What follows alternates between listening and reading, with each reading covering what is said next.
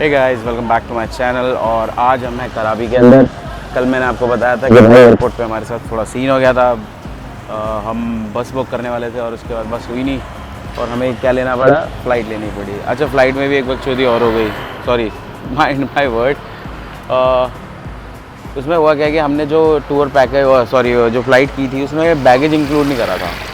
अब हमने काउंटर पे पता कर लिया था कि भाई बैगेज जो है हमें एक्स्ट्रा हम ऐड ऑन करा लेंगे काउंटर से ही, उन्होंने हमें ये बताया था।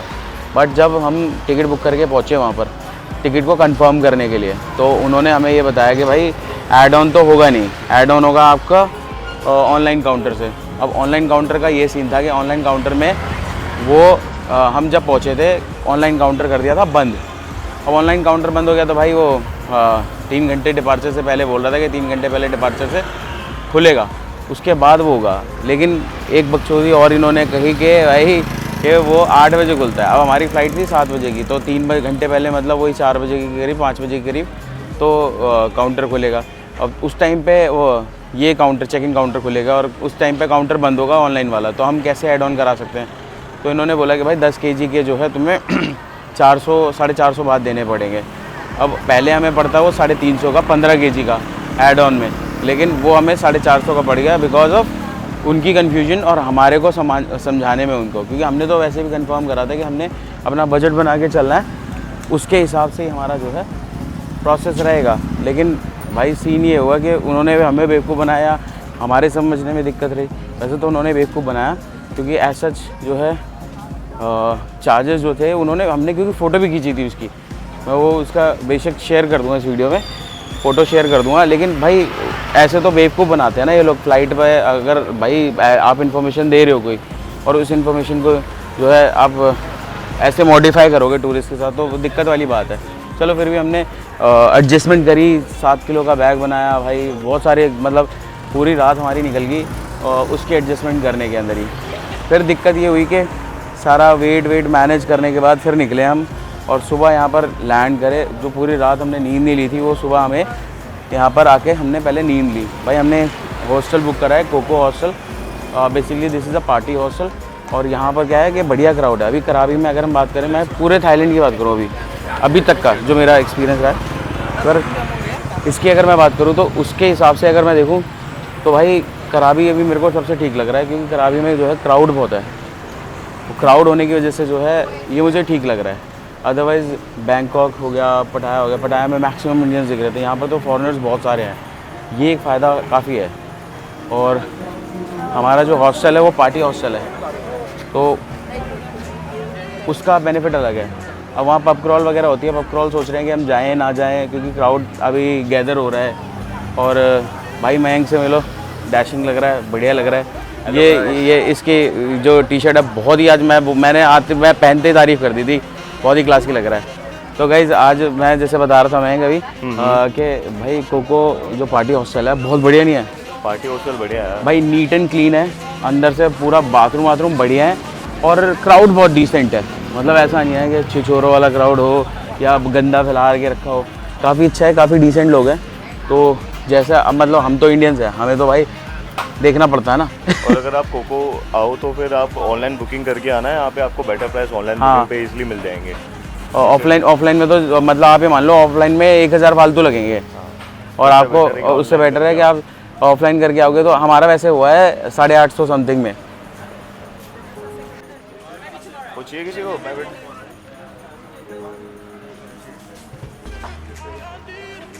जो चीज़ वो बोल रहा था तू ले नहीं पाएगा। वैसे यहाँ पे महंगे हो गए हैं, यहाँ पे 1400-1500 बोलते हैं। किसके 7 आइलैंड हैं रेट देख रहे हैं यहाँ पे कि 7 आइलैंड 2 कौन सा? अभी नहीं। तो पार्टी हॉस्टल जो है अगर आप आओ तो भाई अपने को 850 के करीब पड़ा, तो उसमें बेस्ट है। पार्टी हॉस्टल है, डिसेंट क्राउड मिलेगा, साफ मतलब बहुत साफ सुथरा, और बेड्स बहुत सही है ना। हाँ, गेट का तो वो वाली चीज़ बढ़िया। अब इसमें हमारे क्या है, हम बाहर निकले हैं क्योंकि हम पूरे दिन तो सोते रहे भाई, 5-6 बजे तो हम उठे हैं, तो क्योंकि पूरी रात नहीं सोए यार। आपको बताया तो मैंने ट्रेजेडी कितनी तगड़ी हुई। तो अब हुआ क्या कि अब हम निकले हैं, अब हम सोच रहे हैं कि कल जो हमें जाना है 7 आइलैंड टूर पे, तो 7 आइलैंड टूर की टिकट बुक कर लेते हैं।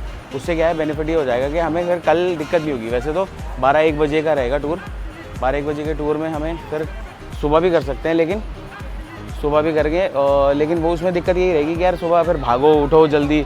अभी क्या है, रात को अपना रात को घूमेंगे, नाइट लाइफ थोड़ी इन्जॉय करेंगे। पब क्रॉल गए तो उसमें मज़ा आने वाला है। पब क्रॉल के कितना चार्जेस बताए इन्होंने? पब क्रॉल के इन्होंने बताया 400 बात। 400 बात पर पर्सन इन्होंने बताया। 5 क्लब्स लेके जाएंगे जो फेमस हैं। फेमस, हाँ फेमस 5 क्लब में लेके जाएंगे और उसमें जो है बकेट ऑफ मतलब ड्रिंक्स भी देंगे। तो हर क्लब में और शॉट्स वगैरह फ्री होते हैं, तो वो भी होगा। तो उसलिए अब क्या है कि हम मतलब सोच, अच्छा है, वाइब अच्छी है कह रहे हैं। तो भाई वंस इन अ वाइल अगर बात करी हमने, अगर एक बार करना है तो भाई करके ख़त्म करें, है ना। वहाँ भी थोड़ी आना होता है। बैंकॉक और पटाया में भी देखा था, तो वहाँ हमने लिया नहीं। वहाँ इतना वो नहीं है कुछ वाइब जो यहाँ पर है। तो थाई फूड, इंडियन फूड। तो गाइस ये ऊपर रेस्टोरेंट भी है। तो मेन कहानी है कि भाई अभी 7 आइलैंड टूर बुक कर लेते हैं और उसके बाद फिर क्या है ना, फिर अपना फ्री हो जाएंगे। फिर कल हमें या तो भाई यही सीन है, व्लॉगिंग करो ना पब्लिक में, थोड़ा सा ये होता है कि पब्लिक में अटेंशन अच्छी खासी मिल जाती है ब्लॉगर्स को। तो भाई मेरी बात पूरी नहीं हो पा रही है। मेरी बात ये है कि भाई अगर हम आज 7 आइलैंड टूर बुक कर लेते हैं तो हमें कल धक्के नहीं खाने पड़ेंगे, कल धक्के नहीं खाने पड़ेंगे। तो सबसे बढ़िया है अभी बुक करेंगे। लेकिन पता है यहाँ प्राइस का बड़ा लफड़ा चल रहा है। प्राइस में यह है कि भाई लॉन्ग टेल बोट और स्पीड बोट में कंपैरिजन कर रहे हैं। लॉन्ग टेल बोट जो हमें फ़ाइनल प्राइस मिला है, फ़ाइनल जो मतलब जिससे अभी तक कोई शॉप वाला नीचे नहीं आया, वो है 900 बात पर पर्सन। और स्पीड बोट का जो है 1400-1500 के अराउंड फाइनल प्राइस आया। 1600-1700 बता रहे थे। और अगर आप उनका लीव देखोगे जो पैम्पलेट है उस पर भाई 2500-2000 लिखा होता है, अनसेंड रेट लिखे होते हैं। लेकिन वो अपने को लेने नहीं है ना, अपने को तो जो बेस्ट प्राइस है वो लेना है पड़ेगा। तो इसीलिए हम ये सोच रहे हैं कि 900 बात वाला जो है बुक करके ख़त्म करें 900 बात में, क्योंकि अपने को भी ठीक पड़ेगा और सब कुछ इंक्लूडेड है। नेशनल पार्क फ़ी वगैरह ये सब थोड़ा फालतू की चीज़ बताते हैं, जो कि एज सच जो है ज़रूरी नहीं है कि मतलब ये 200 बात ही लग रही है, किसी ने 400 भी लिखी हो, क्यों देते हैं। और बेवकूफ़ बनाने वाली बात है यार। तुम जितना बार्गेन कर सकते हो ये चीज़ है यहाँ पे। मैक्सिमम खींच के बार्गेनिंग करो। हम तो भाई सीधा 750-600 लिख देते हैं। वो अपने आप भी 1000 पे आ गए थे। कोई 1400 लिख रहा था, कोई 1200 लिख रहा था, फिर उस हिसाब से वो करेंगे। कोई 1200 लिख रहा था। लेकिन वो लिखने से क्या, हम दे थोड़ी देंगे उसको। तो यही है कि हमारा जो फाइनल प्राइस है 900 है। 900 में हम सोच रहे हैं कर लेंगे, जब भागेंगे नहीं ज़्यादा इधर उधर, तो ये चीज़ एक बेस्ट हो जाएगी। तो भाई आपको दिखा देता हूँ, मैं आओनांग बीच पे आ गया हूँ और मैं आपको पीछे से दिखाता हूँ। तो भाई ये है बीच जो अभी खाली पड़ी है, ठीक है, क्योंकि सारे लोग जो है खाना वाना खाते हुए घूम रहे हैं इधर उधर। और भाई यहाँ मैं एक चीज़ मैं आपको सही बताऊँ ना भाई, फॉरेनर्स खूब है यहाँ पर। मैं वहाँ मार्केट में चल रहा था तो यहाँ इंडियन क्राउड, और वैसे भी यार थोड़ा देख रहा है, हम बैंकॉक और पटाया से आए हैं, वहाँ से कितना बढ़िया लग रहा है। दिख रहे थे वहाँ तो। हाँ, यहाँ पर थोड़ा वाइब आ रही है कि हम फॉरेन में आए हैं। यहाँ पर आके लग रहा है कि हम बाहर निकले। हाँ, अब भाई वहाँ तो ऐसा फील आ रहा था कि जैसे कि भाई साहब क्या आ गए, और मन भी नहीं लग रहा था, सही बताऊँ। ठीक है, डिपेंड करता है हर कोई किस पॉइंट ऑफ व्यू से आता है। हम तो घूमने के हिसाब से आए हैं भाई, तो हमें क्या है ना, एक्सप्लोर करना है चीज़ों को। तो भाई यहाँ पर बढ़िया है। तो गाइज़ ये है पूरा मार्केट एरिया, यहाँ से वहाँ तक बहुत लंबा। ये आओनांग बीच जो है पॉपुलर बीच है, इसी पे लोग आके रुकते हैं ज़्यादातर। इसके अलावा जो है और भी हैं, अंदर बहुत सारे हैं, प्राइवेट बीचेस भी हैं, लेकिन ये प्रेफरेबल है। मतलब अगर हॉस्टल चाहिए आपको रहना है तो यहाँ रह सकते हैं आराम से, बढ़िया।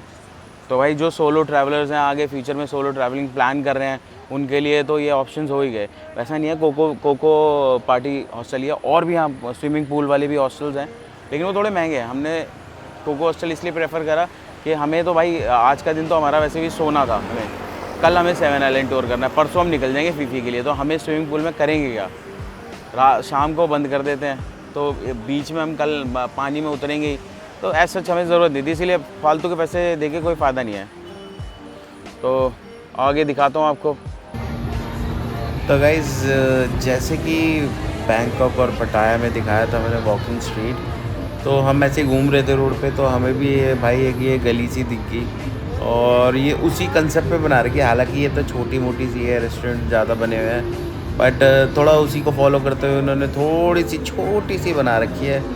नाइट लाइफ के लिए है कि भाई यहाँ पर वो वाली थोड़ी फील ले सकते हो। बाकी यार कुछ खास नहीं है, मतलब अगर कोई पटाया में देख लेगा तो फिर वो बोलेगा यार ये तो बेकार है, मतलब कुछ भी नहीं है उसके सामने। तो भाई ये देखो बस लोग आ रहे हैं रंग बिरंगी लाइटें देखने, बढ़िया है, ठीक है यार। बट करा भी तो आपको बता ही दिया मैंने, बेस्ट लग रहा है यार।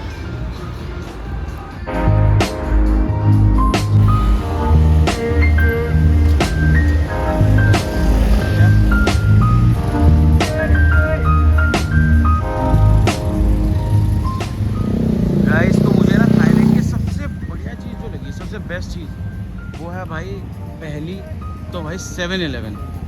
7-Eleven एक ऐसी जगह है कि भाई इंडिया में होनी चाहिए, लेकिन इंडिया में क्या है ना भाई, 24 आवर्स पे कितनी लड़ाई होती है, आप लोगों ने देखा होगा। 24x7 पे कितनी लड़ाई होती है पता है ना। तो हाँ तो लेकिन यहाँ पर भाई बहुत बढ़िया चीज़ है 7-Eleven जो है ना, बेस्ट चीज़ है। कुछ भी ले लो, कभी भी ले लो, मस्त आराम से। तो अभी हम जा रहे हैं भाई हेयर सीरम वगैरह कुछ देखने, और कुछ और देखते हैं, कुछ मिल जाएगा तो। ये देखो मैकडी भी है यहाँ। अभी हम करावी में हैं, आपको दोबारा रिमाइंड करा दूँ।